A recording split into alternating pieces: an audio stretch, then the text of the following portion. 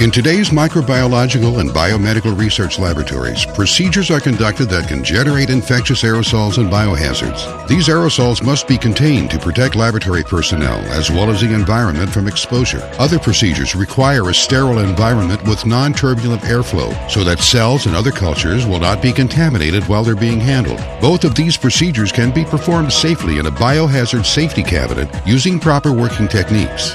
This training program will describe the proper procedures to follow when working a biosafety cabinet, including how to plan your work in the biosafety cabinet and what to wear, how to prepare the cabinet, as well as the materials and equipment for your work, how to minimize the release of aerosols, disruptions to the cabinet airflow, and the contamination of your work, how to clean up spills during work, how to remove materials from the work zone, and procedures to shut down the cabinet and to remove protective clothing. Prior to starting work, you must carefully plan the steps to be used in your procedure. List all the items required for your work, including equipment, cultures, media, and other materials.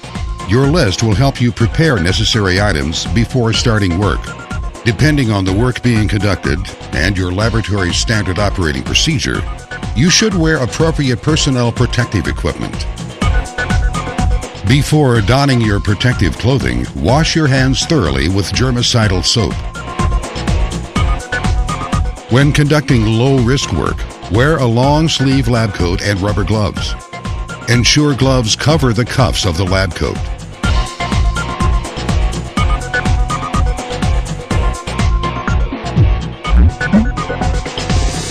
For higher risk work, such as Biosafety Level 2+ and Biosafety Level 3 work, a solid front long sleeve gown and 2 pairs of gloves are more appropriate. Make sure the top gloves cover the gown's cuffs. There should be no exposed skin.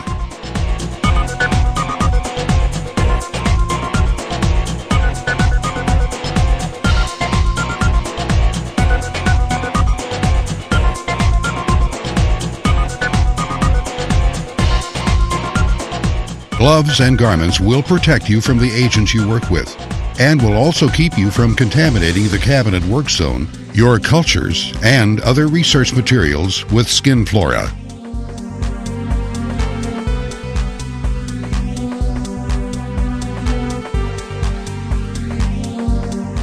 If a germicidal UV lamp is being used, you must deactivate the lamp as soon as you enter the laboratory. Raise the front sliding sash to the opening height and turn on the fluorescent lights. Ensure that air intake and exhaust areas of the cabinet are free of obstructions. Start the cabinet blower and allow the cabinet to purge for 3 to 5 minutes. This will remove the airborne contaminants from the work zone and stabilize the cabinet airflow. Adjust the height of your lab chair so that your armpits are approximately level with the bottom of the front sliding sash. This will ensure that your face is protected by the front sash while giving you plenty of room to work. Wipe down the interior work zone surfaces with an appropriate disinfectant, including the front air grill, with a suitable disinfectant such as 70% isopropyl alcohol. The most effective disinfectant will depend on the organisms manipulated and the work conducted in the biosafety cabinet. Wipe down the external surface of items with disinfectant and load the cabinet work zone with all the items you will need for your work. Check the list you have made earlier on. Make sure you have everything you need before you start. Nothing should be taken out of or put in the biosafety cabinet once you begin working. Pay special attention to the front air grill, which must not be covered as illustrated here. Disruption to the inflow of air into the cabinet will compromise the cabinet performance. The cabinet work zone should not be overloaded. The biosafety cabinet work zone should be divided between 3 areas: so that you have a clean area, a working area, and a contaminated area within the work zone. These areas must be located to minimize movement of clean items over contaminated items and vice versa. Place your waste container in the contaminated area. Place your working equipment and specimens in the working area, and your supplies should be located in the clean area. Transfer materials from the clean side through the work area to the contaminated side. Never use sharp instruments, particularly needles and syringes in the biosafety cabinet. Avoid moving your hands in and out of the biosafety cabinet.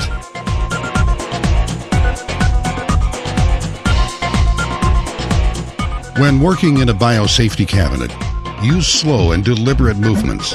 Avoid side-to-side arm movements as much as possible. Enter and exit the cabinet from straight on.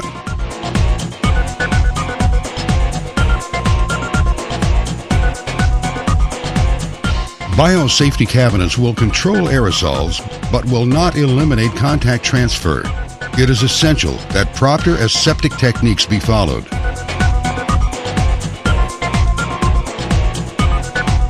Keep the top over petri dishes or tissue culture plates. Transfer viable material as far back in the biosafety cabinet as possible, and always recap vials. Work with one specimen at a time and recap before going on to the next.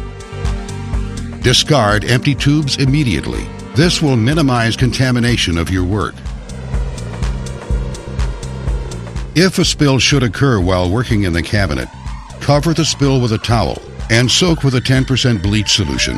After allowing 10 to 15 minutes for contact time, wipe the surrounding exposed surfaces and equipment with an appropriate disinfectant.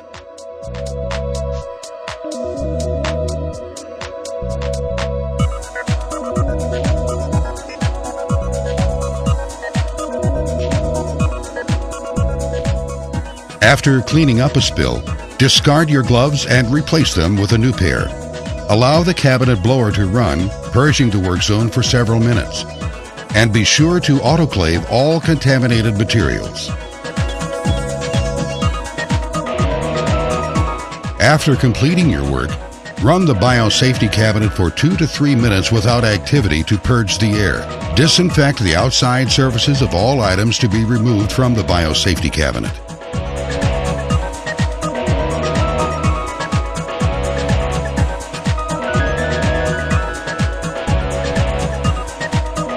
Place all waste in the discard container within the biosafety cabinet. Remove, discard, and then replace your gloves. Then remove all the items that have had their surfaces decontaminated.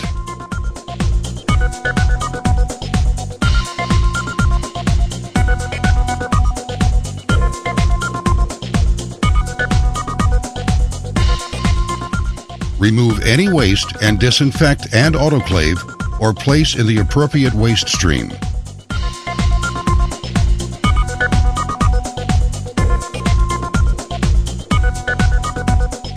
Disinfect all biosafety cabinet surfaces, including the work zone side and back walls, and the front sliding sash. You should also periodically decontaminate under the front air grill. Once the biosafety cabinet is appropriately disinfected, turn off the lights, the blower, and shut the sliding sash. Degown properly by removing and disposing your gloves and removing your lab coat. Wash your hands and forearms with germicidal soap and water. If you perform higher risk activities in the cabinet in a biosafety level 2+ or 3 laboratory, remove your outer gloves and then your gown, being careful not to contaminate your skin or your street clothes. The outer gown and gloves should be disposed of as biomedical waste. Wash your hands thoroughly with germicidal soap and water.